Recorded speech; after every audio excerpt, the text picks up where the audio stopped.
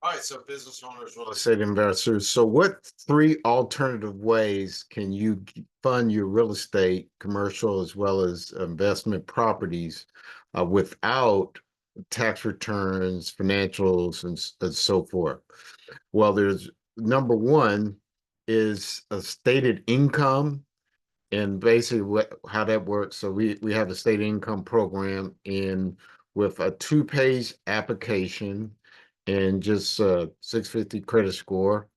We'll go up as high as what is 75% for residential, 70% for commercial, and then go as low as 50%, and then with no credit score or whatever associated with that. And so that's basically the stated income, and we also allow we are up to 90% CLTV. So if the seller's willing to carry back some financing, there's a structure that. But they're not just us. There's other people that do stated income. So that's one way that you can finance property.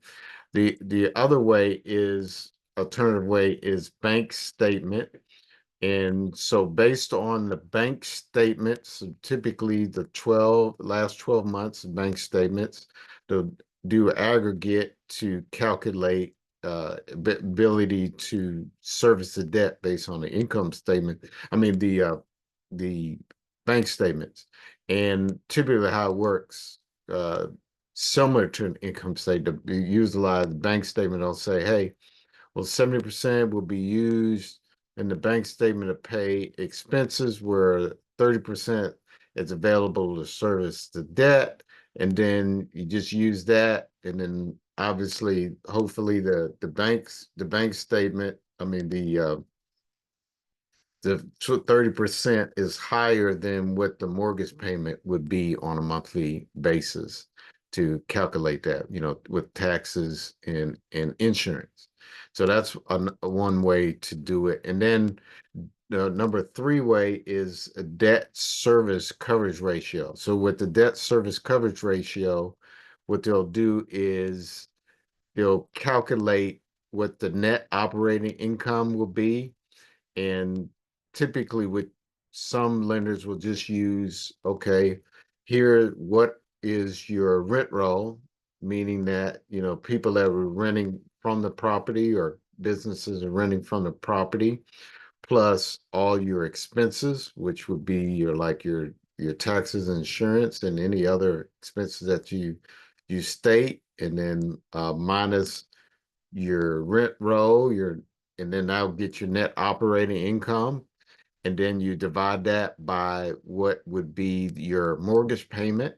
And then so for example, if your income or net operating income is $1.25, and your mortgage payment is just $1, so you divide that, and what you get, 1.25, and that's like the ideal range. And I've seen like 1.2 a lot of times for multifamily, and just depending on the deal, I've even seen as low as 1.0.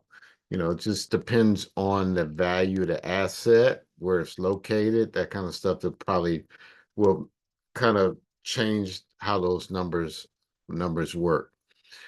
I on the bottom in the show notes is a 5 ways how to finance a property. So those are three alternative ways without tax returns finance property.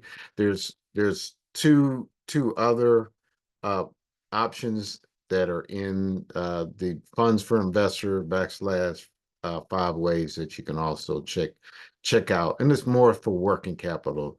Those 3 ways are for typically purchases and refinance. All right. Well, hey, thanks for watching, and talk to you soon.